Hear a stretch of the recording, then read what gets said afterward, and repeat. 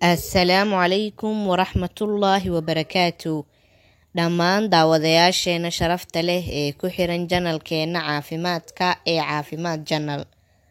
Mararka qaar waa suuragal in ciriiri dhanka nolosha ah aad dareento, in ay finan wejigaaga ka soo baxaan, afka oo markasta ku qallalan, ama waxyaabo kale oo jirkaaga ku samaysma.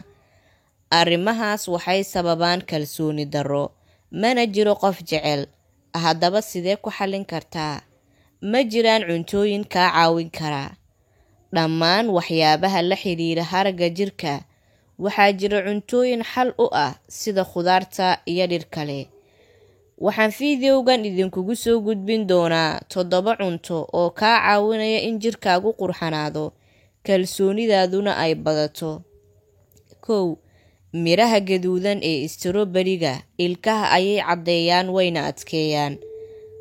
Mirahaas waxaa ku jira maadooyin caddeeya oo dhalaaliya ilkaha, waxaana loo yaqaanaa malic acid.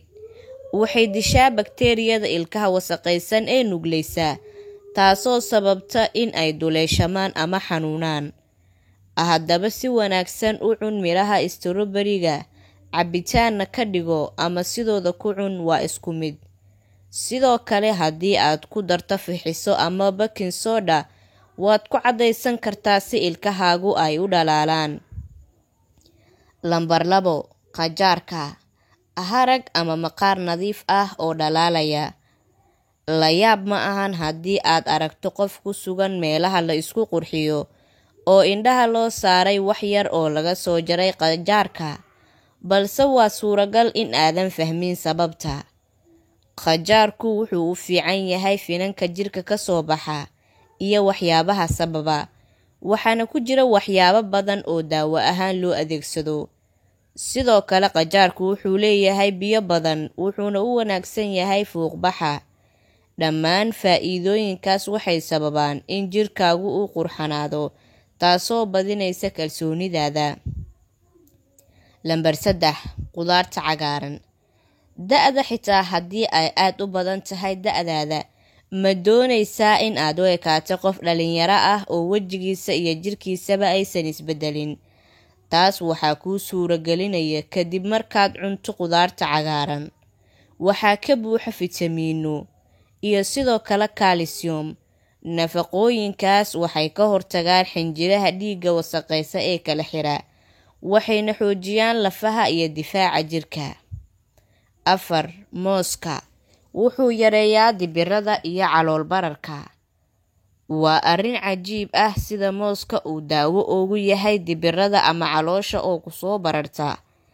Mooska waxaa ka buuxa maadada potassium.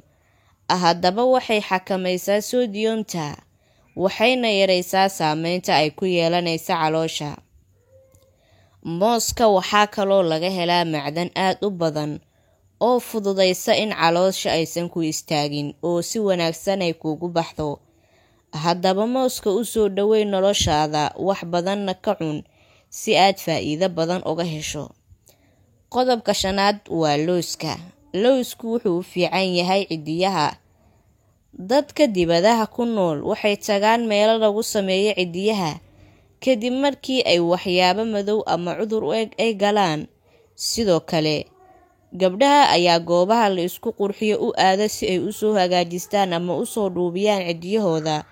Sidoo kale waxaa jira dad ay ka baxaan una soo noqon waayaan iyo kuwa uu xanuun ka galay. Haddaba xalku waa in aad cunto lowska, sida miraha lowska ee la garanayo walnuts iyo pecans, kuwaas oo ay ka buuxaan maadooyin xoojiya cidiyaha, sidoo kalena u qurxiya hab dabiici ah. Sidoo kale waxaa jira borotiino u wanaagsan cidiyaha oo xitaa haddii aad duqowdo waxay kuu sii ahaanayaan nadiif. Qodobka 6 waa kalluunka. Kalluunku wuxuu ka mid yahay cuntooyinka ugu caafimaadka badan dunida, sababtoo ah waxaa laga helaa nooc kasta oo fitamiin iyo nafaqo ah. Haddaba kalluunka salmon wuxuu leeyahay maadooyin u wanaagsan timaha sida omega 3, wuuna bixiyaa timaha.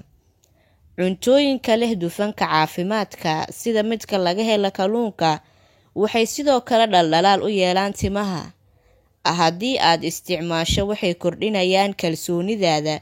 Haddii cunista kalluunka aad ku daasho, waxaad tijaabin kartaa saliiddiisa oo lagu iibiyo suuqyada. Qodobka 7, khudaarta cayriinka waxay u fiican tahay neefsiga, afkana ma soo urayo. Ma jiro wax ka fiican in aad ruugto khudaarta cayriinka lagu cuno haddii aad doonayso in afkaaga uusan soo shiirin. Khudaarta laga helo fitamiin C sida broccoli iyo barbarooniga waxay baabi'iyaan bakteeriyada sababta in afku soo uro ama soo shiiro, gaar ahaan markii cayriinka lagu cuno. Waxay u dhigmaan caday oo kale, waxayna ilkaha ka saaraan raashinka galay ama meelaha uusan cadayga gaarin ayay ku nadiifinayaan.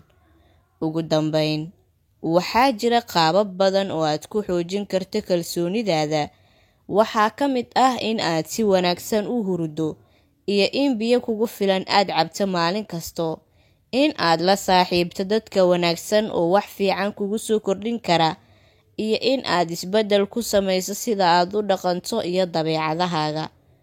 Waan filayaa walaalaha qaaliga ah inaad ka faa'iidaysateen topigeena maanta.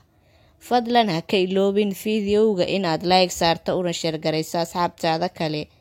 Haddii aad nagu cusub tahayna fadlan ku soo dhawow channelka, subscribe na saaro si ay kuu soo gaaraan muuqaaladeena xiga.